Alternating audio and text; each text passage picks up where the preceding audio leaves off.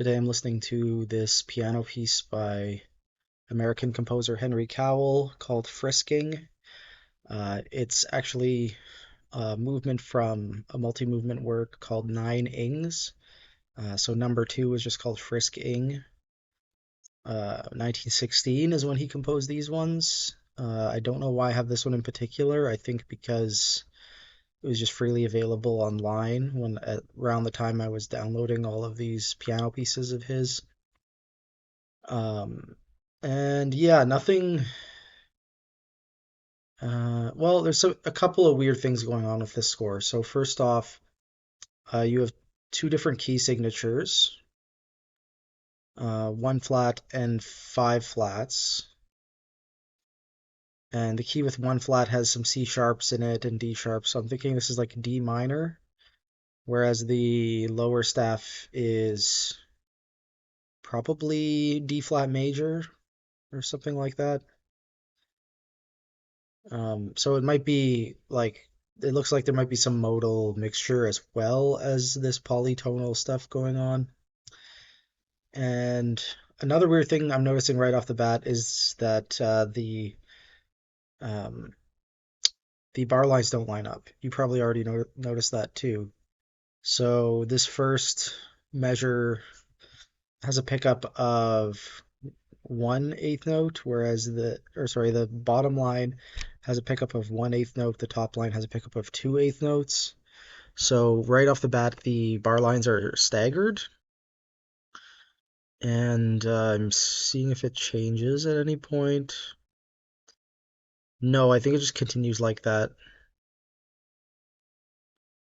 which is really weird. Like, I don't think any modern composers would bother to notate like this. I've seen like two different time signatures at the same time with, bar lines not matching up, but the same time signature just displaced is kind of a weird idea. Um, it does complicate reading it a little bit. So you can download the complete ings off of IMSLP. I'm not going to bother to do that today, but the other ings, so floating is number one. Then number two, the one we're looking at today, is frisking. Then we have fleeting, then scooting, then wafting, and we end with seething. And I guess these were published 1922, and the composition year I have here is 1916.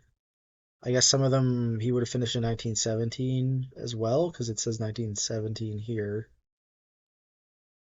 Um, yeah, let's just have a listen to this thing. Curious to see what it sounds like, because it is a Henry Cowell piece I've never listened to before. So, um, yeah, link is in the video description. Hopefully, I can find a recording of just this movement. You know what I mean? And we'll get back into things here after a quick listen. Okay, so the sort of organization of this piece was throwing me for a loop. So the IMSLP score I was looking at was labeled 9 ings, but it was actually 6 ings, which is also the recording I found. So what I read out before was the 6 ings: floating, frisking, fleeting, scooting, wafting, seething. There's also a 9 ings, which contains the same six, but three additional ones. And the three additional ones are all at the end: whisking, sneaking, and swaying. So if you're curious, that 9 ings version is 16 minutes long, whereas the 6 ings version is only about 10 minutes long, maybe 9 minutes long.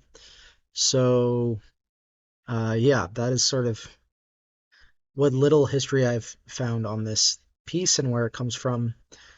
Uh, and actually, I don't know if 6 ings preceded 9 ings or if it was the reverse. Maybe because this is labeled 1916, maybe 9 ings was the first one, and then in 1917, Cowell removed three of them or something and just published them as six.